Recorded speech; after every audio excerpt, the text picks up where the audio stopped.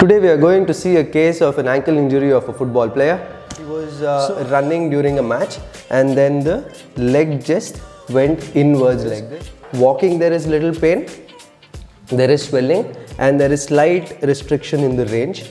Today is the lateral side of the injuries which are more common in the football. Today we are going to see a case of an ankle injury of a football player.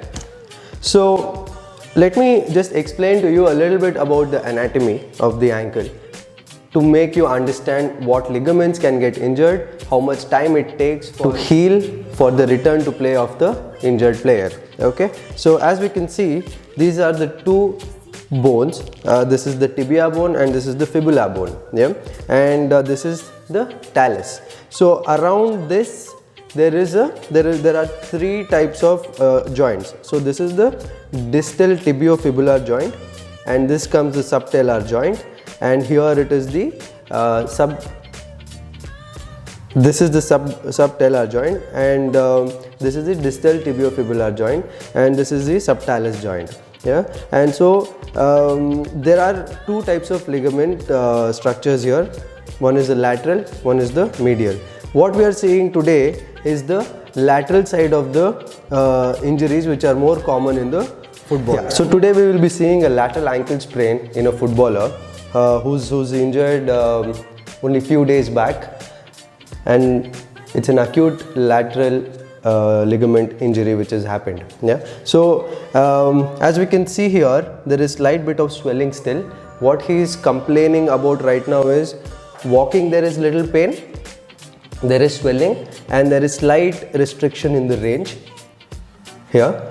And the mechanism of injury was he was running during a match and then the leg just went inwards like this, which stretched the ligament, and there was immediate part of examination is taking the history of the patient appropriately and asking him relevant questions for the type of injury.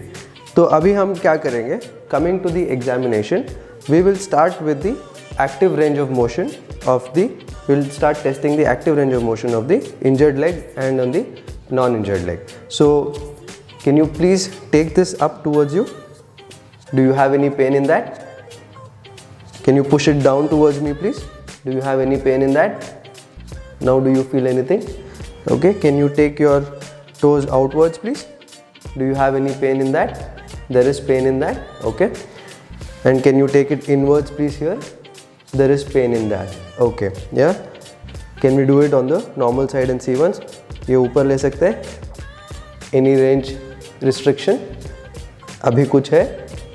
ऐसा कर सकते हैं? कुछ है? Can we go here?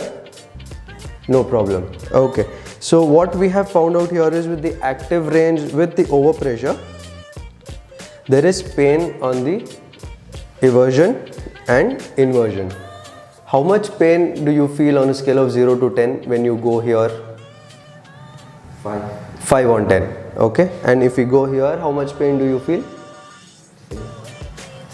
Same. 5. Okay. Yeah. So that is the range of motion of the subtalar joint which we checked there. Okay. Yeah. And now what we will see is if there is any ecchymosis or anything, that is the observation. There is grade 1 swelling which is there here. To rule out the fracture of any of the joint of the bone, so we use the Ottawa rule. So that states that, do you feel any pain here on the 5th metatarsal bone? No, there is no pain.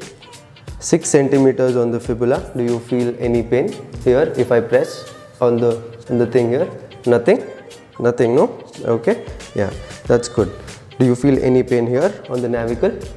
No. Do you feel any pain here? You feel pain here? Okay, that's good. Yeah. Okay, so I have tested his active range of motion and I have ruled out that there is no fracture here which is involving the bones. So now what I will do is I will ask the patient to come slightly down towards me, little more please. We'll do the anterior drawer test to test the ligament laxity.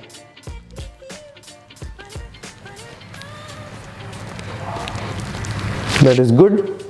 There's no much lax there. Okay, that is also good. There is no much laxity. It's just a sprain which has happened on the ATFL of the ligament here of the ankle joint. Yeah, okay. So now let us start with the treatment. Okay, so now coming to the end part of the treatment, that is to give more stability to the ankle joint, what we use is the rigid tape here. So before putting the rigid tape, as you can see the white here, this is the under wrap. So this is put so that the skin is not directly in contact with the glue, which might be a little bit of allergic to the patients. And now we will be starting with the ankle taping. First we'll put, can you please come a little more down here? Yeah. So first we'll put the anchor here. Like so.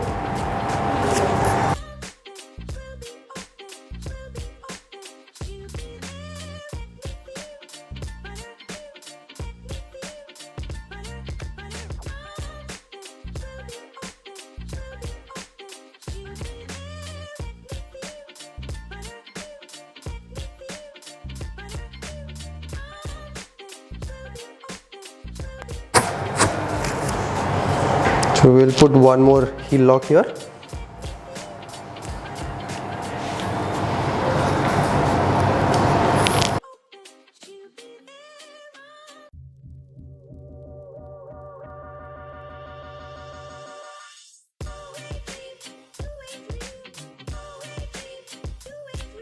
So now talking about the return to play.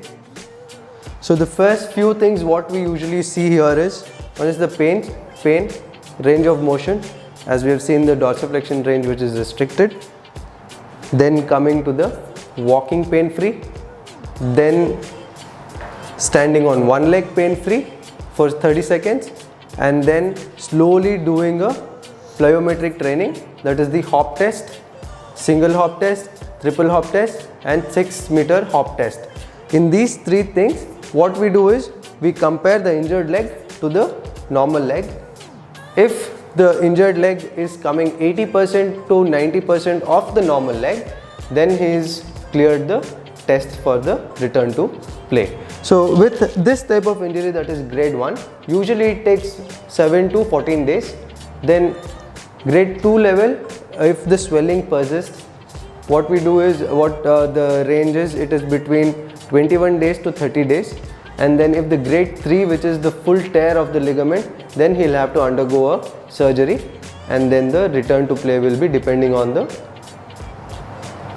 time duration which it will usually take for it to heal. Yeah, so done.